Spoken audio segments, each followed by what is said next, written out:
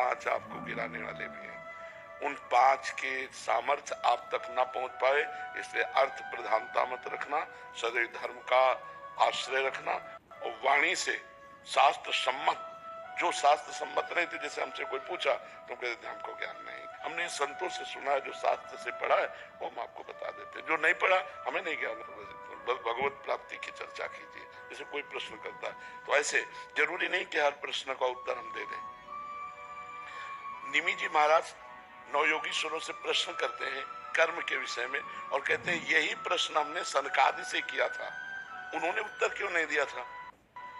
तब निमि जी को नवयोगीश्वर में योगीश्वर बोलते हैं उस समय आपकी बाल्यावस्था थी, आप अनाधिकारी थे, इसलिए सनकादि ने आपको उत्तर नहीं दिया। तो जरूरी नहीं कि अनाधिकारी को उत्तर दिया जाए, अगर अनाधिकारी अनाधिकारी है तो मौन, हम असमर्थ है आपके प्रश्न के उत्तर। दूसरा प्रश्न कीजिए, कहीं भी निमंत्रण हो, कहीं भी आपको बुलावा हो, पहले देखो कि मुझे यहाँ जाने से धर्म प्रतिष्ठा इसमें आंच तो नहीं आएगी। अगर आंच आ रही बिल्कुल ना, अगर हमारे धर्म की प्रतिष्ठा हो रही और हमारे समाज इस बात को प्रशंसा करेगी तो हम जाएंगे, अन्यथा नहीं जाएंगे। ये जीवन में आप कोई सहयोगी नहीं, आपका भगवान के सिवा कोई सहयोगी नहीं। जिसको तुम सहयोगी मानोगे वही तुम्हारी जड़ काटने की चेष्टा करेगा।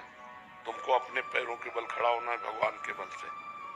हमारी बात एक एक सूत्र समझ लो, प्रश्न का उत्तर वही दो अधिकार के अनुसार, जानकारी के अनुसार। वो अधिकारी होना चाहिए, आपको जानकारी होनी चाहिए। आप वहीं जाइए जहां आपकी प्रतिष्ठा, आपके धर्म की प्रतिष्ठा में आंच ना आवे। अर्थ उतना भावना कीजिए जितने से सेवा सामग्री सब सुरक्षित चलती रहे, वो भगवान देते रहते हैं, उसके लिए ऐसे करने की जरूरत नहीं। अगर हमारी सात्विक प्रवृत्ति से यश प्रवृत्ति बढ़ रही तो कोई हानि की बात नहीं, लेकिन यदि वो थोड़ा भी गिर करके बढ़ रहा है यश, तो वो यश सम्माननीय नहीं होता। साधु सभा में यश वही सम्माननीय होता है जो धर्म के अनुसार और गौरव के अनुसार बढ़ता है। तो आप गौरववान बनिए और धर्मनिष्ठ बनिए, जो आपके जीवन को आगे और प्रकाशित करे। कोई सहयोगी नहीं, पहला शब्द याद कर लो। जिसे तुम सहयोगी समझ रहे हो वही तुम्हें नीचा दिखाने की कोशिश करेगा।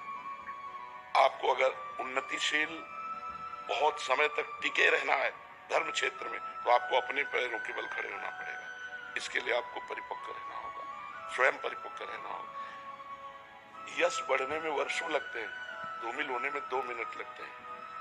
2 मिनट में सब चौपट हो जाता है। इसलिए जो भगवान ने आपको दिया है यश, जो भगवान ने आपको पवित्रता दी, उसका निर्वाह आप कीजिए। संयम से स्वयं रहिए। कहीं भी कभी भी जो भगवान ने अर्धांग में विराजमान कर दिया, इसके सिवा कभी दृष्टि नहीं डालनी। नजर नीची करके बात करो, उत्तर दिया, खत्म खेल। कभी किसी से किसी तरह का लगाव ना होने पाए तो कभी जीवन में तुम्हें कोई गिरा नहीं सकता। यही होते हैं कंचन कामिनी, गिराने वाले।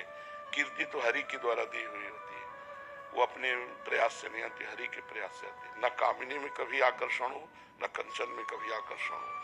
कंचन तो अपने आप बरसेगा जब हम धर्म में चल रहे हैं।